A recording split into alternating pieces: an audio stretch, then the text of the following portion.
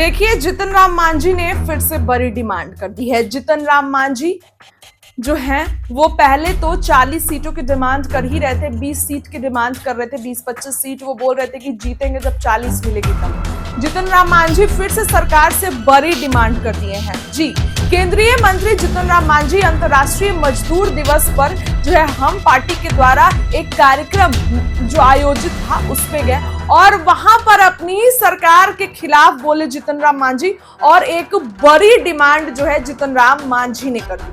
आपको बता दें कि केंद्रीय मंत्री जीतन राम मांझी पिछले दिनों से जो है वो 40 सीटों के बारे में बोल रहे थे कि हमें 40 सीटें तो चाहिए।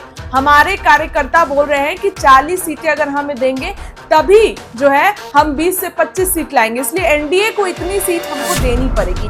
अब जीतन राम मांझी इस कार्यक्रम में पहुंचे और सरकार से मजदूरों के लिए एक बड़ी अपील कर दी है। सरकार के ही जो है खिलाफ जीतन राम मांझी बोले, खिलाफ नहीं आप बोल सकते हैं कि सरकार से लेकर जो है वो पहल जीतन राम मांझी कर दी।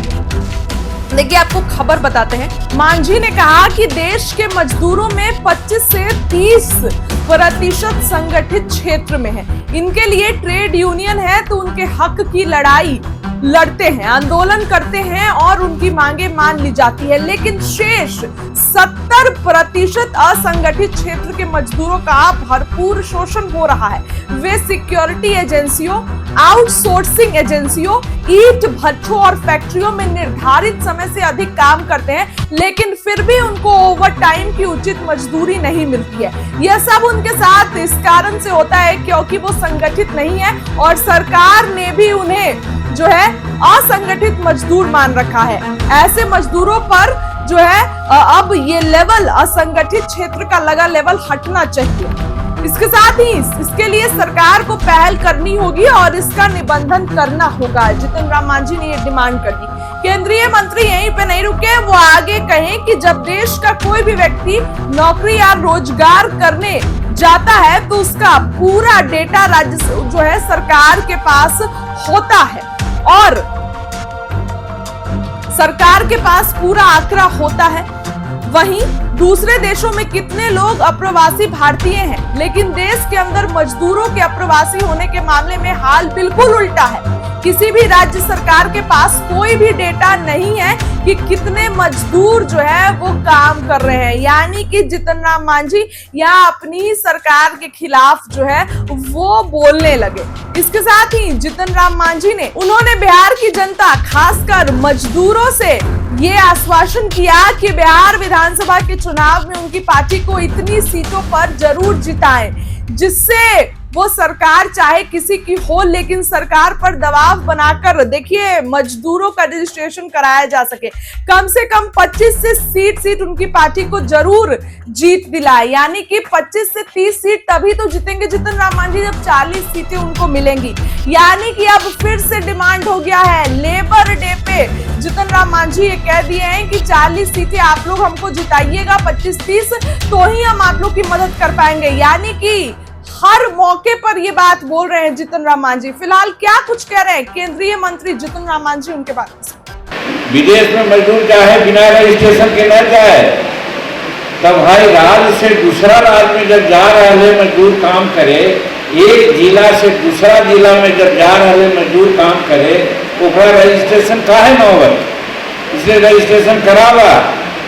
तो हम यहाँ पर एक कहा हमारे प्रदेश अध्यक्ष, हमारे जिला के राष्ट्रीय अध्यक्ष,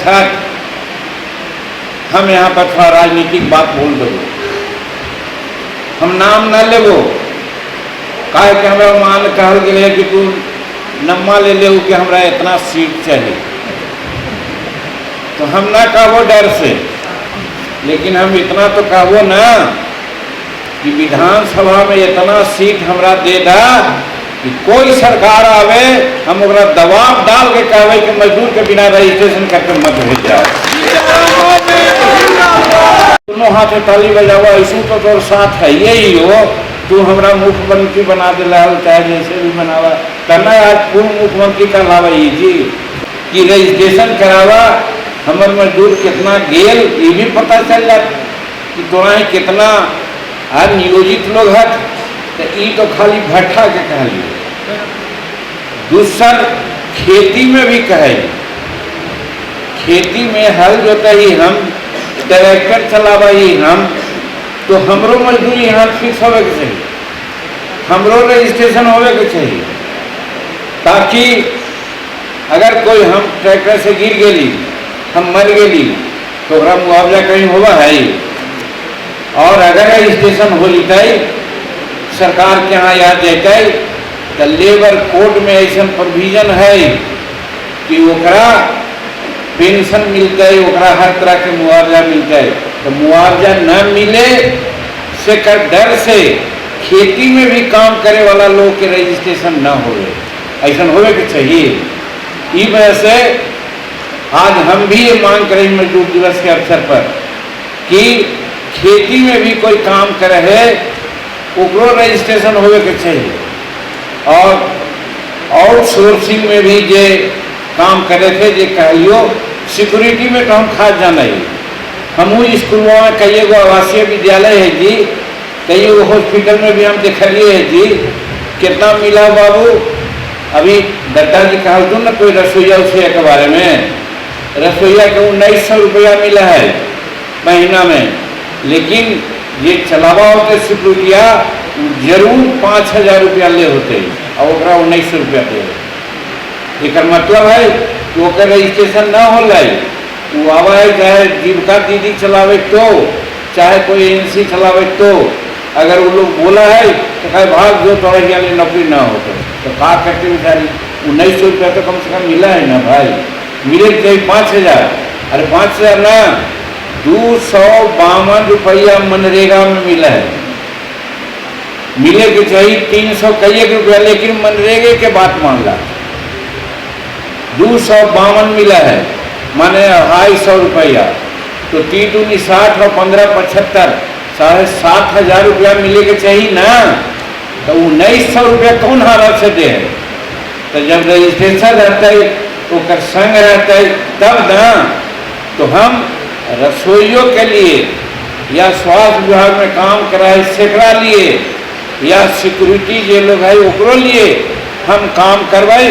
भैया हमारा विधानसभा में इतना सीट जिता के देता कि तोर मांग हुआ डट करके हम मांग के लिए और थोड़ा सा काम करा कर। गरीब का हक है।